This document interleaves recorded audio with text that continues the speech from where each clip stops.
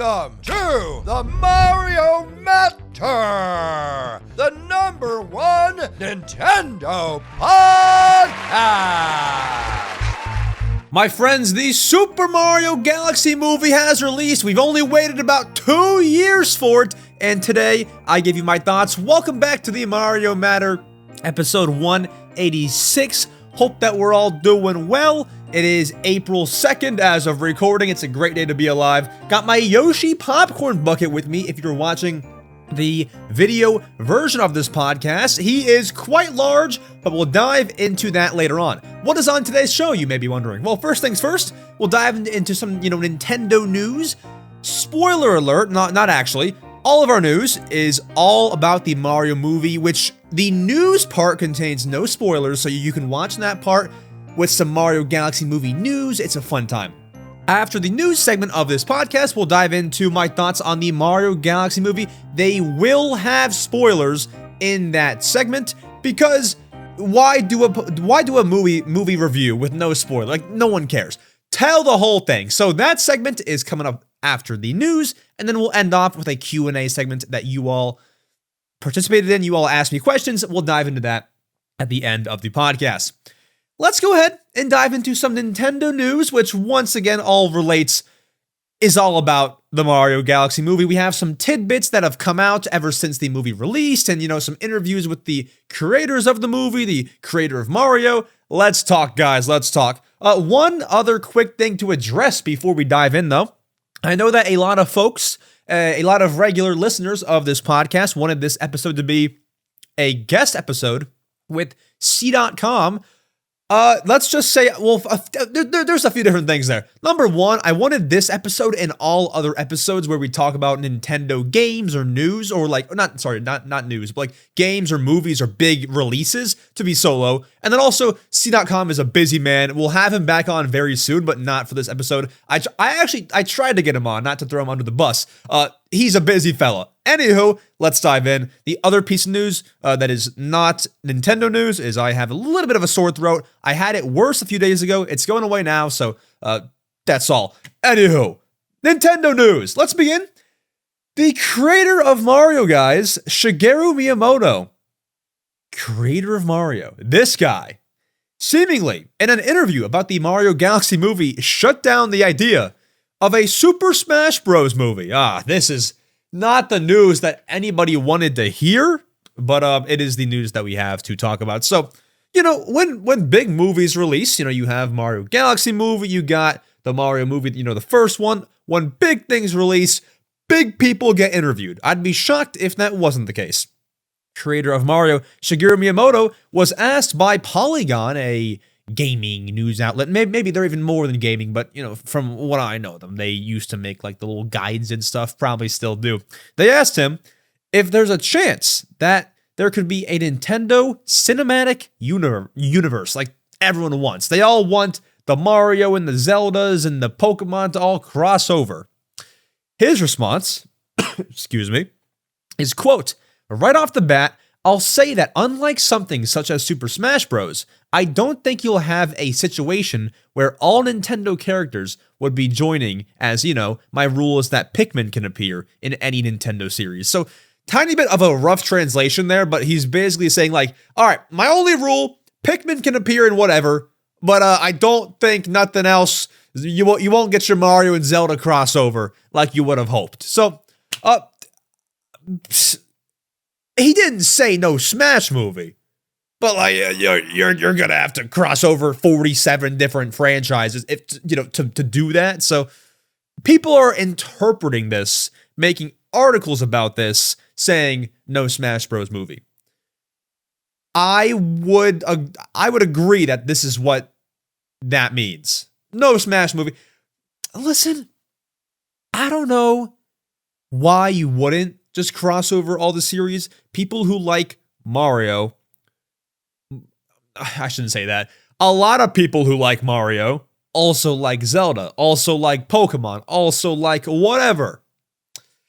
Why not just combine series? I don't know. Blech. Just do it. You can have Metroid and Star Fox and Mario and Zelda all in one movie. I don't know. That's what he's saying, though. Not too much to unpack there otherwise.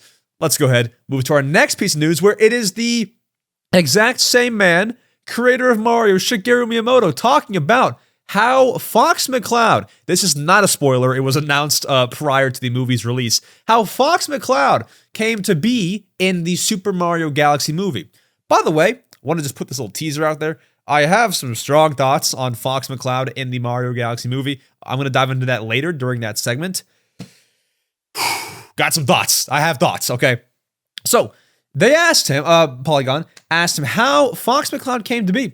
And he said, quote, "When I got the proposal from Chris is the head guy over at Illumination who made the movie.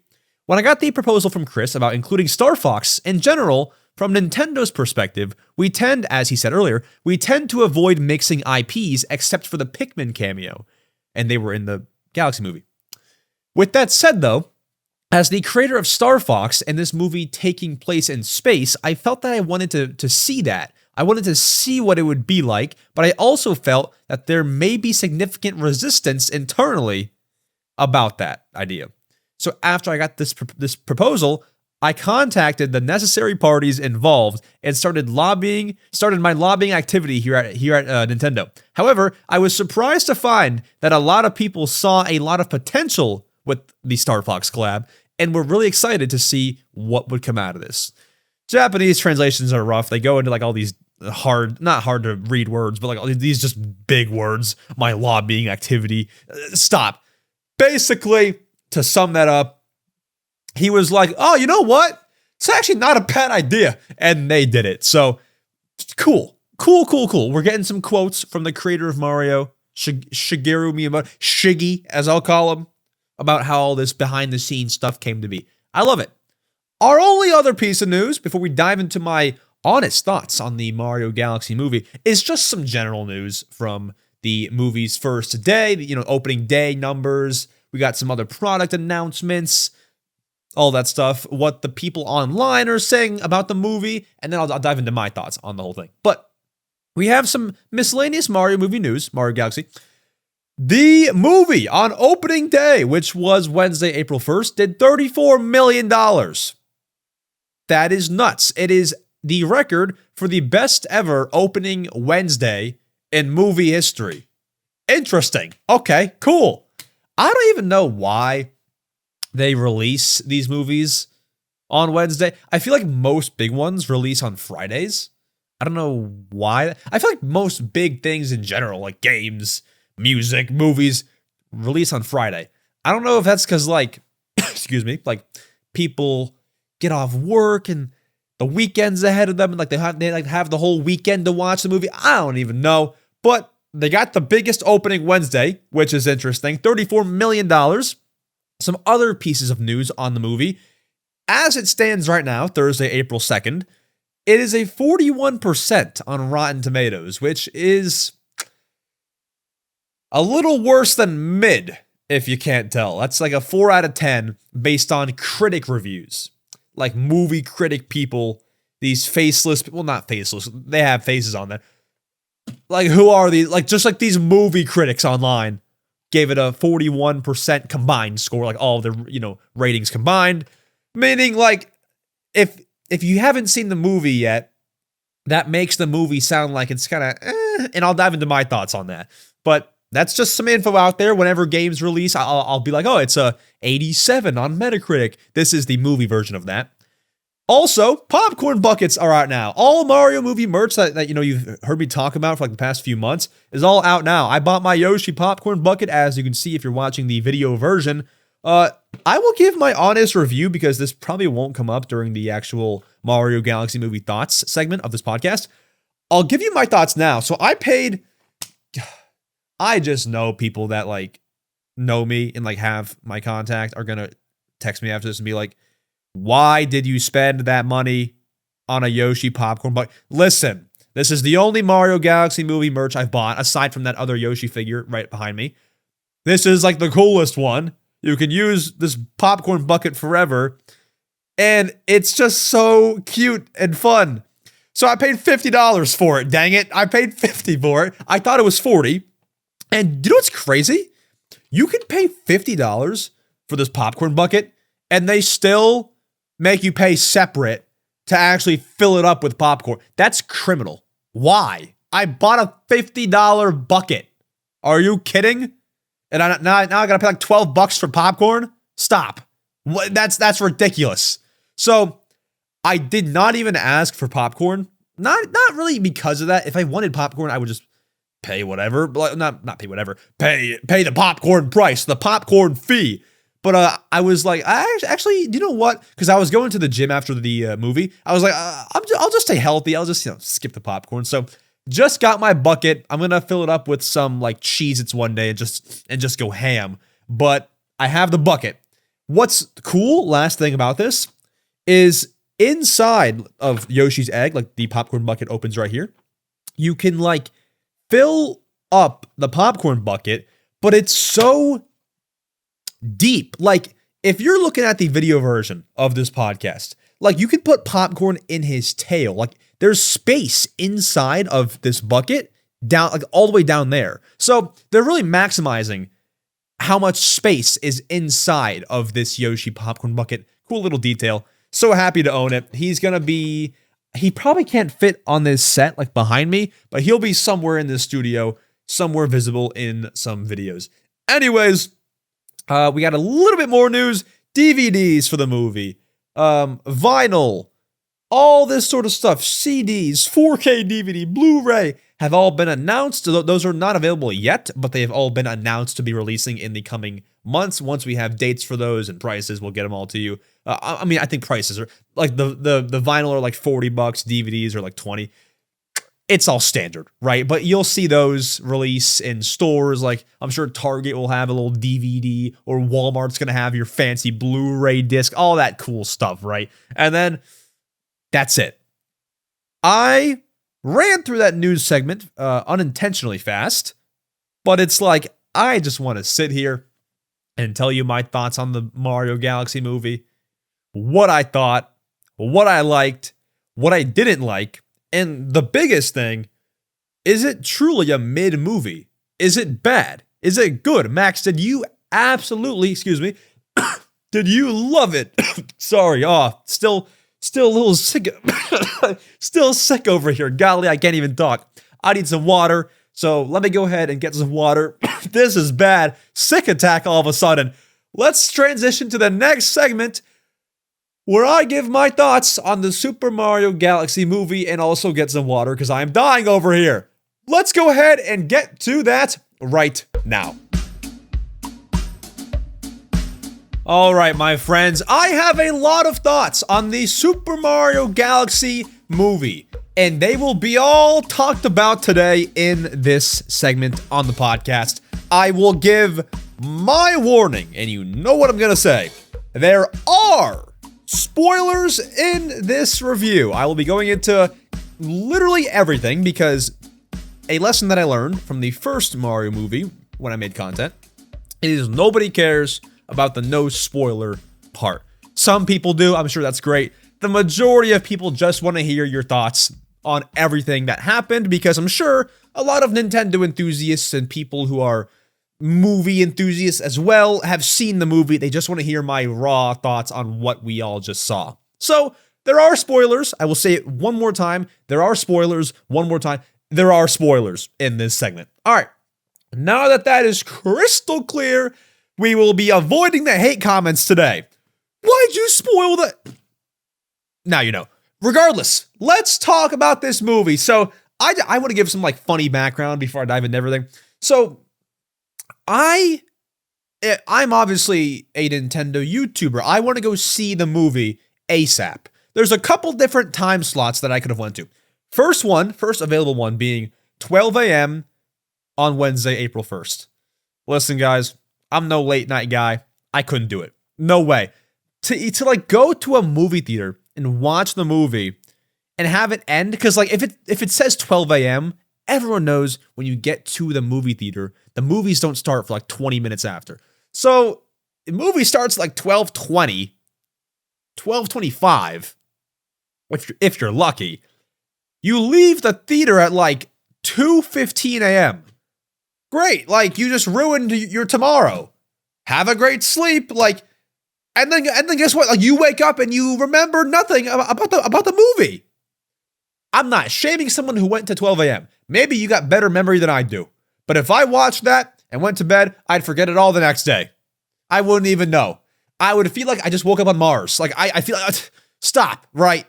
So, how I do things, I wake up not like 5 a.m. early, but like I just, when I'm in a rhythm and I'm not sick, I like to wake up like 6:30 or 7. 6, 7, sure, why not? So, I'm just like fresh then. So I went to the movie, long story short, well, long story long.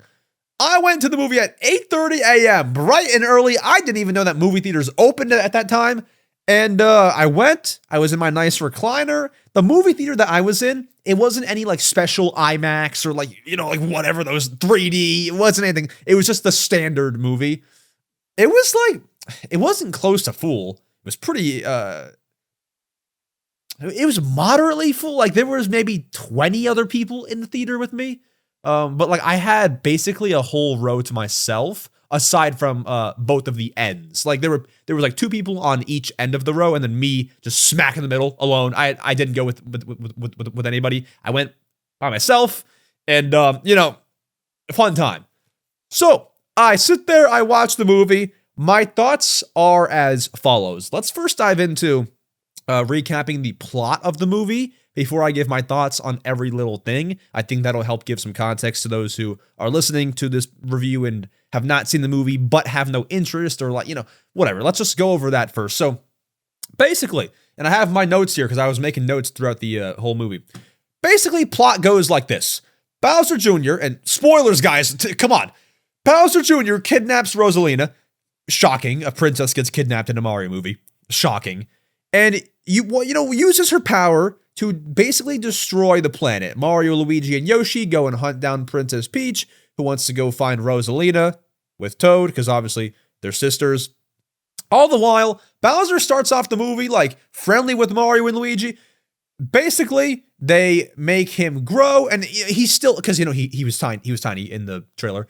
He was tiny at the start of the movie. They make him grow into Bowser real size. He was still nice to them, and then kind of changes his heart when he meets up with Bowser Jr., becomes evil. Bowser becomes the enemy, as we all know. Mario, Luigi, Peach, Toad, all trying to save Rosalina throughout the movie, going through hoops and fights and battles and action and some battles with Bowser Jr. They meet up in space with Fox McCloud. We'll dive into that later. Fox McCloud, obviously, very familiar with the space realm. For those who don't know, Fox McCloud is from Star Fox, the series. All they do is fly through space, right? Along the way, Bowser Jr. turns Mario and Luigi into babies. Yoshi saves them. And in the final battle, Mario and Peach defeat Bowser, rescue Rosalina. Peach mostly rescued Rosalina. And stop their plan to destroy the world, as villains do. Everything, the whole kingdom gets restored. Peach's castle returns. They build the greatest castle, and all the Lumas help them. And the Bowsers are in jail. There's your plot. That's the movie. And let's just give a little bit of a teaser. I have a lot of mixed feelings about the movie. And I regret to inform anybody who was hoping that I would love the movie. I think it's a little mid. I think this movie's a little bit mid, guys. I don't think this lived up to my expectations. I don't think, I'm not doing a joke here. I don't think it was like a classic movie sequel, which is not a good thing. It's like, it felt like they were just trying to like ride the success of the first Mario movie. And I'll explain why I feel these things. And it fell flat. And there was a big reason I walked away from this movie being like, okay. So let's dive into all of these things. I want to give it credit first. The movie, action was great. Animation was great. Music was even better. Easter eggs, references. If you're like a Nintendo fan or you used to be, or if you're an older person and you used to play Nintendo, like you're right at home with all of the Easter eggs and just, nostalgia in your face. You're right at home. There's so many sound effects that you'll recognize, which there should, this is no surprise. It's a Mario movie, right? But like there's so much nostalgia just being blasted in your face. That's great. I even noticed like this is so oddly specific, but I swear, and someone can maybe like back me up on this, I swear there was like the sound from when you quick save in Mario Bros. Wii. Does anyone know what I'm talking? Like, I swear I heard the like, doo-doo. I don't know how to explain. I couldn't even like find that sound effect if I tried, but that like struck a core memory. If someone heard that, please comment. I would hope to like not have dreamed that. But yeah, like lots of some deep cut sound effects, some just general that you have heard thousands of times. So regardless, those are the highlights. Animation, like it's a well done movie visually. That's all good. And music is great too. It's just the plot and the story and how lackluster the story was. Let's talk about it. So I feel like, and some people like this maybe, I don't. Some TV shows are structured like this. I didn't like, excuse me, how it felt like there were maybe like 47 different plots going on. Like there's like 4 things I'm following here, which is great. Keeps you on your toes. But it just feels like there's so much going on. I don't even know like what our clear resolution or goal is that we're working towards in the movie. Like 1 second you're looking at Mario and Luigi finding Yoshi, then it's like we cut to Princess Peach doing whatever, then it's like cut to Bowser. It's like, I guess that's fine. That's just them like switching from thing to thing in the movie. But it felt almost kind of hard to follow, and maybe that's just me. And then everything else I have to say, guys, is like pretty negative about the movie. Let's just dive in. I didn't really laugh like once at about anything in the movie. And I'm not trying to be some like mature, uptight, no laughing guy. The old, well, you know what? Yeah, actually, I did laugh once. I liked the bit with Rob when Rob showed up and he was like, "Yep, Rosalina, or yeah, Rosalina is over." Like that was funny. That was cool. Like how they timed it and how they cut back to it with Mario. That was funny. But it just like, it feels like kids' jokes. And that's great. There's kids listening to this podcast right now. That's great. It's great to aim things towards kids. I'm just saying, as an adult, I just like to say adult. As an adult, I wasn't really laughing, cackling, giggling at all. Like it just was not clicking to me. I don't know if it's because it was 8:30 a.m., but jokes could have been a little bit better. And then here's one thing I'm really, really annoyed about. I do not think, by any means, that Fox should have been announced before the movie. When Fox showed up, that man had so much aura, like unspeakable aura, this guy, Fox McCloud. Just insane aura, right? How insane of a reveal would that have been? Like how they introduced him, like you couldn't see him, you could only see like his back at first. And then for him to be like, "I'm Fox McCloud from Star Fox." And like it showed that montage of Star Fox. Why was that not a surprise? If they held off one more week from making that tweet that said Fox McCloud is in the movie, you would have a banger surprise element in your movie. And they didn't. They did not have that. Makes me upset. That would have been a great surprise. And what makes it a great surprise is like not everyone knows who Fox McCloud is, because not everyone is in tune with Star Fox. So it would have hit for like, dare I say, the hardcore audience. Like it would have hit for the big Nintendo fans. It would have just been cool for like the casuals. Like you can kind of get both of it. And it's still cool for the casuals, because like if you're a casual not knowing Nintendo stuff, you may not even know that Fox McCloud is in the movie. So it's still a surprise for some people. But like for me, who like, or like for me, probably you who are listening, we knew that Fox McCloud was in the movie. Wasn't as exciting as it could have been, but in general, I think that Fox's part, his role in the movie, was done very well. I think it was good. I think he's like that sort of confident, funny personality that you want in a movie like this. So I think he was good. Speaking of people being done well in the movie, I think Rosalina was not done that well.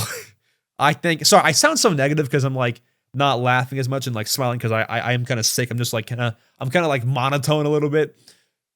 Rosalina should have appeared way more. I don't know what happened there. Obviously, Rosalina's kidnapped. How much can you make her appear more? But I think I even had the same commentary about Luigi. Because Luigi got kidnapped in the first Mario movie. I'm like, there was too little Luigi. And now, like, there's too little Rosalina. And they showed her at times on screen. But all that's happening is when you see Rosalina after she gets kidnapped, it's just like Bowser and Bowser Jr. talking. There's no Rosalina shine. You see her, but there's no like, oh wow, she is really shining in this movie. No, she's not. Like, sorry. There could have been more Rosalina, I'd say. So you'll see her, but that's about it. Oh, and then here's a good thing to bring up. I did laugh again. This is actually before the Rob appearance, when Yoshi was walking through New York City with the Notorious Big song playing in the back. That was golden. That was great. I liked that part a lot. I was like, because it was early on in the movie, I was like, this is it. Excuse me. This is gonna be a banger of a movie. That was early on. Fox McCloud shows up. They're flying around space. Toad said do a barrel roll. He made a joke. A Star Fox joke. Kudos to the writers for that one. And then, guys, here's my biggest thing. A lot of the things that I've just said are my opinion. I may not share them with everybody, right? Maybe you out there think that Rosalina did get enough shine, or, you know, what else did I say? Just whatever other things maybe you don't agree with me on, right? Here's something I think that we can all agree on. You tell me if I'm wrong. Illumination, the company that made this movie, they're pretty good at making endings to movies. Like, they make them dramatic, action-packed, they're fun to watch, feels a little bit ceremonious, something always gets resolved at the end. I did not like, you let me know if I'm wrong in the comments, how this movie, the ending, was so just unfortunately predictable and so underwhelming. Is that just me? Like, here's the ending of the movie. Rosalina gets rescued. They rebuild Peach's castle. Bowser gets put in jail. That's basically it. I know this is not the best example, but one movie that comes to mind that had an ending that kind of like you couldn't predict or might have like thrown you off guard. Once again, not a good example. Wreck-It Ralph. Who has seen that? Comment down below. In the ending of Wreck-It Ralph, I'm going to speak gibberish for those who have never seen the movie before, but when King Candy turns into Turbo, all of a sudden, you're like, whoa, wait a minute, I didn't see that coming. What the heck? This is crazy. Mario Galaxy had none of that. There was no like, oh snap, oh my god, no way. It was predictable. You knew Peach was gonna save Rosalina because they're sisters and they have that power where when they put their hands together, they can do things. They have power. You knew that was coming. You knew she would get rescued. It's predictable. What should have been different, you might ask me? What if Bowser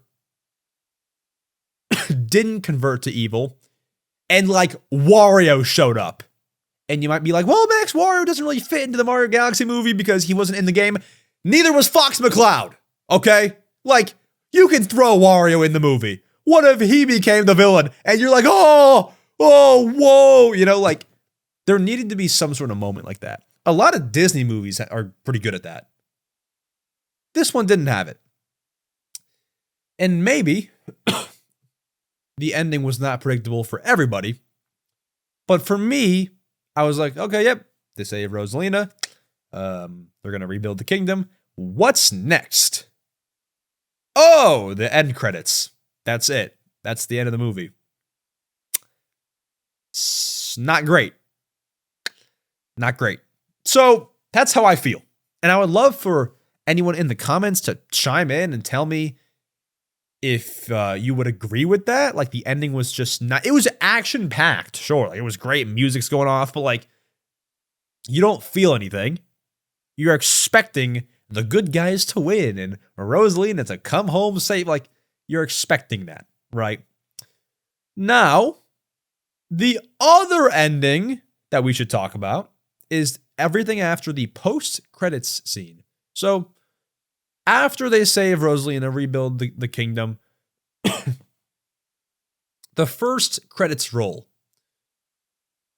Excuse me, golly. Sick. Can I get some water real quick? Oh boy. Sick over here on the Mario Galaxy episode. So, post-credits scene. There were two of them. The second one is the important one. They teased Daisy at the end of the movie, the very end, after the final credits, the like boring credit scene. They teased Daisy, the other princess. Interesting. I would say it's a cool tease. I just feel like that's not a, like when Yoshi got teased at the end of the first Mario movie. I was a little bit more excited than I am, like, for Daisy. Like, what is Daisy gonna change in the third Mario movie? Like, what's Daisy gonna do? Whereas, like, Yoshi is a character where you're like, man, that would have been really cool. Like, Yoshi's a staple Mario character. Like, why was he not even in here? Like, makes sense that you'd be hyped for that. I can take or leave Daisy. Like, it feels a little bit phoned in. Like, they wanted to tease somebody. They must not ever plan on bringing Wario to these movies. I don't know why, but Daisy works, I guess. I sound so negative, I apologize, but like, there could have been a better tease. There could have been something better. I really did not want to rip on this movie, man. There's just a lot that's not right with it, but I'm so happy for anybody who enjoyed it. And I think in general, it is an enjoyable movie, especially if you're a Nintendo fan, or even if you're not, you're like if you're an animated film fan, you're right at home. But yeah, generally enjoyable. It was like a through line of enjoyment throughout the movie. It's just the ending that I wish could have been a little bit more eventful and exciting. Apart from that, I feel like I covered most of it. I would give this movie,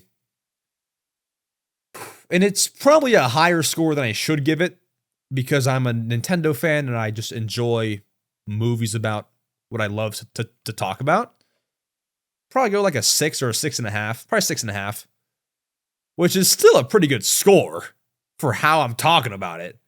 But I think I'm just naturally inclined to enjoy it or like rate it higher because, as of what I just said, I like this stuff, so I liked the movie more than others. But yeah, still not great. Still not great. But I would say the biggest highlight of it all is my Yoshi popcorn bucket, which was not cheap. But you all let me know what you think of the Mario Galaxy movie in the comments down below. Have you even seen it? Did you like it? Did you hate it? Do you agree with any parts of what I'm saying? Do you disagree with all of it? I would love to know. I really think there needed to be another surprise character. If Fox was the surprise character, that alone might even move my rating up to like a 7 because it's shock factor. You're not expecting that. A lot of the movie was shown in the trailers leading up to the movie's release. They put out 3 trailers, and when I saw something from the trailer in the movie, I kind of knew what was going to happen in the movie. Like, it spoiled it. There was no shock or like genuine surprise that the movie evoked, you know? You knew what was coming for the most part. For the most part. The most part, right? Not optimal. But anywho, oops, I dropped my Yoshi popcorn bucket. It was fine. Solid-ish movie.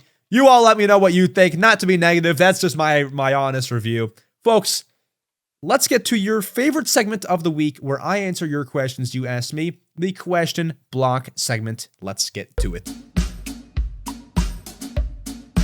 Folks, you have made it to the question block segment where I answer your questions you asked me. If you want to ask a question to appear on the podcast potentially, there are a few ways to do so. Number 1, I post on my YouTube community tab every single week. If you see it, you see it. If you don't, no problem. You can join the Discord server link down below and ask questions in there.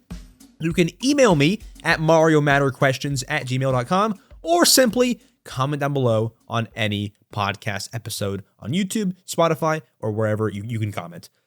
All right, first question from the Cartoon Crowd asks, what game have you spent the most time playing when you were younger? Good question. So I would say it's mostly, when I was younger, I played the Wii U. So I say younger as in like age 7 to 13, like that range right there. I played so much Splatoon for the Wii U. I don't really know what it was about Splatoon that if Splatoon came out in 2015, I would have been 9 years old. I don't know what it was about Splatoon when I was 9, or no, it came out when I was 8. Because Splatoon when I was 8 or 9 years old, I don't know what it was. That was just the bomb. That was so much fun. I just loved playing Turf War, and even though I was not good at it, it was fun because it was new. All my life up until then, I had just kind of been playing like Mario, get from point A to point B, Mario games. You know, I guess what's on the Wii U? I would have played like Donkey Kong Tropical Freeze, right, on the Wii U in 2014. Just different games that are Nintendo-y, but there's this brand new one where you live in a painted world and you get to, you know, attack people with your paintball guns. Your ink. How cool is this game? And at an age where I couldn't play games like Call of Duty or shooting games, this was like pretty cool for me. So I really enjoyed that. I enjoyed the story mode as a kid. I would watch FGTV play it. Like, it was great. It was such nostalgia, dude. So Splatoon was a big one. The other big one was Disney Infinity 2.0. I mean, 3.0 is the best Disney Infinity, obviously, but like 2.0 was the one that was out back then that I played so much. I played a lot of 3.0 as well, but you know, 2.0 was like, that was it for me, you know? So I'd say those two I played a lot. And then like age 11, 12, 13 was like peak Fortnite. Fork knife, I was going to say. Peak Fortnite. So 2017, 18, 19. Those were my Fortnite days. I probably put like probably like 1,500 hours in over the course of 2.5 years, which compared to my Animal Crossing numbers nowadays is nothing. I'm just saying I spent a lot of time on Fork Knife. Yes, I said Fork Knife. I have not played Fortnite since, excuse me, 2020, I think. Well, I played like one game 2 years ago, just one, and I won, which is insane. But prior to that, not since 2020. I just have no desire to go back. I've played it for too long. It's more fun with friends, and I don't have friends that play Fortnite that often. And I've just like grown out of it. It's just not a thing that I want to play anymore. I play simpler stuff now. I play Minecraft and any new Nintendo game. I'll play Tomodachi Life when it comes out. I'll play Mario Galaxy, little replay action. I'll play Wii Sports. Simple stuff. Miss me with the Fortnite, the Call of Duty, and I'll play sports games too. That's it. Yeah, so I guess to sum things up, Splatoon, Disney Infinity, and then a lot of Fortnite back in the day. Ryan asks, what are your thoughts on the PS5 price increase? Do you think Nintendo will increase their prices for the Switch 2 soon? Yes, so if you want a PlayStation 5, $650, effective today actually, as of recording, in the US, $650 for a PlayStation. So glad that I got my PlayStation at a normal price. Still expensive, but it was $500, which is what they costed, because no longer the case. My thoughts on that. I mean, Sony's got to do what they got to do, but it's never going to be a good look when you're the first company to do it. Like if Nintendo came out and made their Switch 2 $600 and then Sony did it. If Sony did it after, you kind of get the nod, like, okay, you aren't the first company to do it. I understand. I mean, I don't understand, but like, sure, like it's fine, whatever, right? It's fine. So them being the first to do it, terrible look for them. I don't know how they're going to handle it. But it makes sense if you know that there's a RAM shortage. Like it makes sense why they're upping the price because it's costing them more to make it. So there you go. But yeah, I think they have to do what they have to do, but obviously no one's going to be in favor of that. Do I think the same thing will happen to Switch 2? I think 1,000,000,000% yes. It's not a matter of if, but a matter of when. I think I'm no analyst, so I couldn't give you like, I think it'll go up in July of this year. I have no idea. But I think it just has to happen. And I'm no expert, but if there's a part that you need to assemble Switch consoles, and that part has gone up in price, you're losing money. So the only logical solution is to up the price. They're probably figuring that out right now. And we already saw the Switch a while back, the Switch 1, and also even further back, like a year ago, Switch 2 accessories all get price hikes. So Nintendo's not afraid to up prices, just a matter of when. And I think it'll be pretty soon, definitely this year. I'm no analyst, just giving my predictions. But yeah, it'd be hard to give like a certain date. But yeah, I think it's going to have to go up. What other choice do they got, So, alrighty. Thank you, Ryan. Really Odai asks, what is your favorite game after Animal Crossing? Okay, so what's funny, Odai? So if you're a YouTube member on my main channel, you can send custom emojis that I make for you all to use. Odai sent an emoji that I have. It's a thinking emoji. And the character doing it, like posing for that custom emoji, is Ashley Robbins from Another Code Recollection, or, the Another Code franchise, series rather. That is my favorite game after Animal Crossing. My top 3 games of all time, from 1 to 3, Animal Crossing New Leaf, Animal Crossing New Horizons, Another Code Recollection. And so many people are shocked at that third one. Like, just shocked. Like, Max, how is that one of your top 3 games of all time? It makes no sense. How? And I try to have a concrete answer for you. My answer is just play the game. Enjoy the game's story and the not so difficult puzzles in the game. The game is not the most well-made game. Many average players would say this game sucks. I really loved the story. And, you want to talk about Mario Galaxy movie having like no twists and turns or crazy ending. The writers for Another Code Recollection probably like went into their office, and like when they would try to write the story for the game, like their hand would burn because their pen was just on fire. the story is so good. It's so good. And there's so many twists and turns. Like, I won't spoil anything, but like, bro, you hop in this elevator later in the game with your dad's coworker.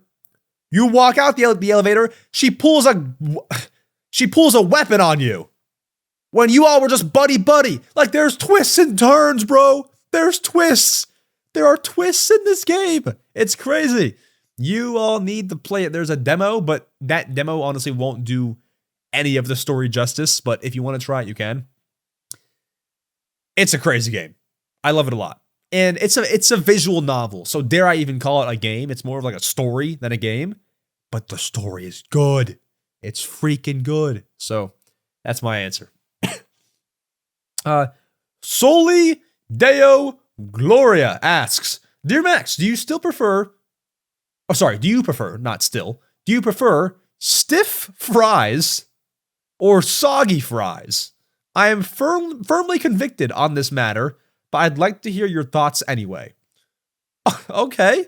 Stiff or soggy fries? Let's dive in. So, I imagine that when you mean stiff, you can buy fries from like, what's a good example?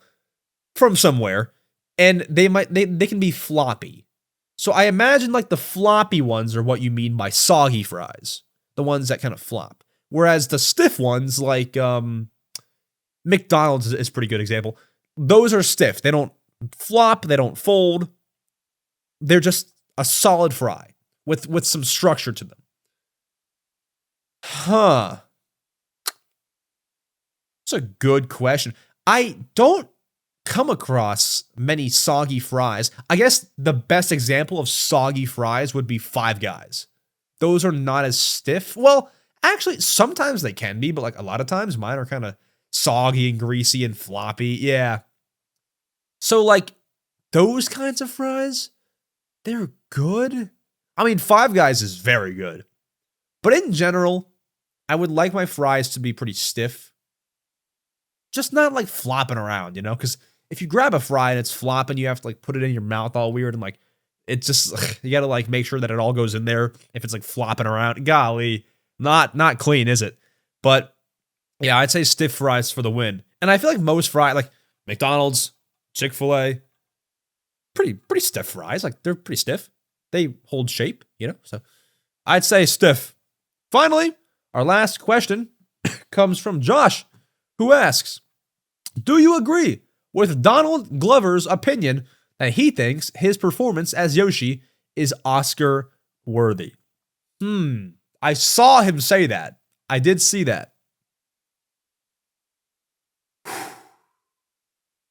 Probably not. I mean, like, probably not. I'm not saying that he didn't do a good job. He did do a pretty good job.